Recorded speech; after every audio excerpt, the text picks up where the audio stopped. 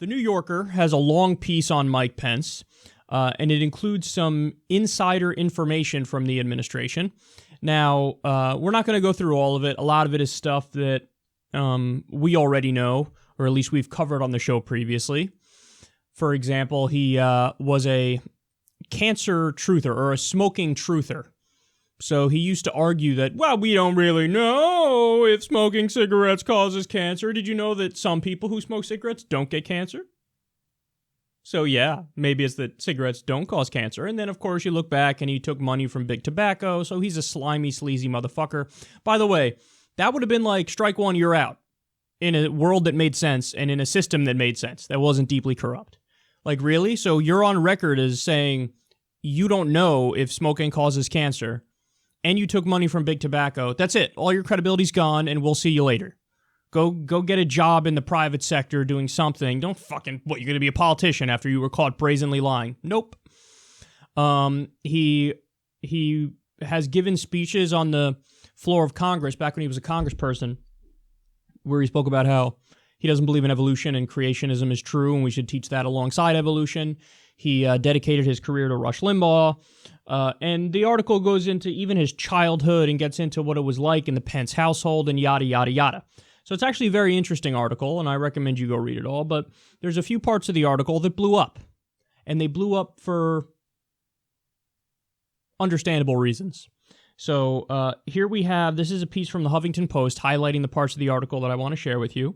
They say the article entitled "The Danger of President Pence" details various viewpoints held by the socially conservative vice president that clash with Trump's. Two sources told the magazine that Trump has teased Pence about his positions on religion, abortion, and the LGBTQ community. Quote, a longtime associate of Trump and Pence was quoted in the article saying that the president likes to let the VP know who's boss, and that Trump asks people who stop by Pence's office, "Did Mike make you pray?" What? Okay, so somebody will go see Mike Pence, and then they'll go meet with Trump, and Trump will joke around and be like, "Would that guy make you pray over there?" What a goofball. Now, yeah, that's something I would say and something I would do if indeed I had somebody, I don't know why I'd have a fundamentalist in my administration. I wouldn't. But yeah, I would be poking fun because that's preposterous, and he is a Kool-Aid drinker. He actually believes it. He has this stupid rule about, for example, if there's alcohol involved, he will not meet with another woman. He needs his wife to be there.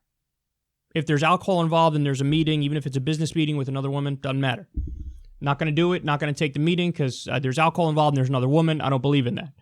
So Trump sees that this guy's a real fundamentalist, and he laughs at him, and he pokes fun at him.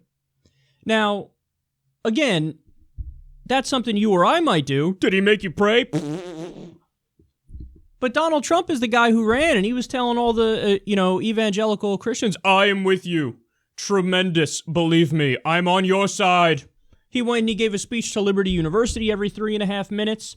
These are the people that shored up his campaign. These are the people who don't abandon him even now with his poll numbers tanking. These are the people who he runs to get their approval when everything else is looking shitty. He just gave the speech at the Values Voters Summit. That's these people. So what happened, Trump? It's almost like you're a fucking con artist. And you're scamming people, and your target here is the most gullible people in the country who can lend you just enough support to get you over the top in elections. And that's exactly what this is. So, he's poking fun at Pence's religiosity when he was, pretending the whole time, like, yes, I am so religious. 2 Corinthians walk into a bar. Remember that, 2 Corinthians? Okay, let's continue. After a legal advisor told Trump and Pence that many states would probably legalize abortion if the Supreme Court overturned Roe v. Wade, Trump was said to have turned to Pence. "You see," Trump asked Pence, "you've wasted all this time and energy on it, and it's not going to end abortion anyway." Wow. So this is something you and I can be happy about because it shows that Trump is not committed to a socially conservative agenda where he's like, yeah, number one on the list is get rid of abortion. Now, there's a lot of people, again, who voted for him who believed him when he said he's against abortion and that he cares about this issue and that he'll fight for the so-called pro-life people on this issue. But here he's showing his true colors. He's turning to Mike Pence and saying, there you go, you're fighting Roe versus Wade. If we get rid of Roe versus Wade, there's still going to be many states across the country that legalize abortion anyway. So he's basically saying, like, why are you wasting your time? Let's move past that. Okay, again, you and I can be happy about that because it shows he's not committed to far-right, socially conservative causes, at least on the front of abortion. But everybody who voted for him should look at this and go, what?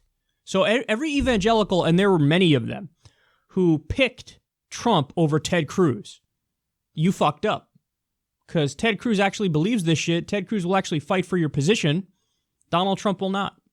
And he's making that clear here. But it gets better. When that meeting shifted to discuss gay rights, according to the article, Trump pointed to Pence and joked, "Don't ask that guy. He wants to hang them all."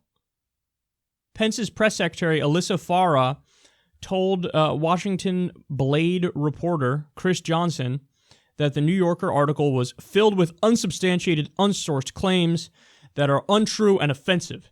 It was unclear whether Farah's statement specifically addressed Trump's joke. Okay. So I added that last part just so you know that the administration is denying it. Of course they deny it. They deny every leak that comes out of there, even ones that are just so clearly, obviously, over-the-top accurate and correct. But wow. So in meetings with other legal experts discussing whatever variety of issues they're focusing on that day, when it gets to the issue of gay rights, Trump turns to Pence and is joking with the other guy in the room and goes, "Don't ask that guy. He wants to hang them all." Okay, that's scary because it's not true that he wants to hang them all, but he doesn't want them to have any rights. So Mike Pence, for those of you who don't know, was most known, before he was picked to be VP, he was most known for being an anti-gay extremist governor in Indiana. So, for example, one of the things he did is he signed a piece of legislation that made it so that businesses can legally discriminate against the LGBTQ community. So if you're a business owner and you find out, hey, my employee is gay, it is perfectly legal for you to say, I'm firing you because of your sexuality. It makes me uncomfortable. So now I'm firing you. If you're a gay person and you go into a diner after your car broke down and you had to hike 2 miles to get to the fucking diner to get some food and you're starving, it is perfectly legal for that diner owner to say, you look a little effeminate, I'm uncomfortable, get out of my store. We don't serve your kind around here. Does that sound familiar? It should sound familiar. So, this is how extreme this guy is. This guy was in favor of a constitutional amendment to ban gay marriage. A constitutional amendment to ban gay marriage. So it's not just that he's not for gay marriage. He wants to put it in the Constitution to say gay people can't have the same rights as straight people. So he is massively anti-gay. Trump knows this. Trump's joking with him about it. Could you imagine, same context, but on the issue of race? If you know, Trump was saying to Pence, don't ask this guy, he wants to kill all the blacks. Man, that sounds disgusting, doesn't it? Or if that was the case with anti-Semitism. Don't ask this guy, he wants to kill all the Jews. So why the fuck did you pick him to be VP, you asshole? Why'd you pick him? He wants to kill all the gays. Remember when Trump was holding up the fucking LGBTQ flag? Oh, yes, gays for Trump. Oh, yes. Oh, yes. But he picked somebody who he knows is one of the most anti-gay politicians in the goddamn country. So again, what's the main point here? Con artist. Speaking out of both sides of his mouth.